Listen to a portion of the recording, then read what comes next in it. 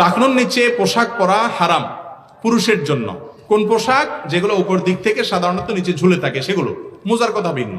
মহিলাদের জন্য আবার হারাম না, পুরুষদের জন্য হারাম। এখন কথা হলো, কোন কোন হাদিসে আসছে যে ব্যক্তি অহংকার বশত লুঙ্গি, পায়জামা, পাঞ্জাবি, চাদর এগুলা ঝুলায় রাখে, তার ওই পায়ের নিচের অংশ জাহান্নামে যাবে, আর নিচের অংশ জাহান্নামে গেলে বাকিটা জান্নাতে যাবে না, অর্থাৎ পুরোটাই জাহান্নামে যাবে।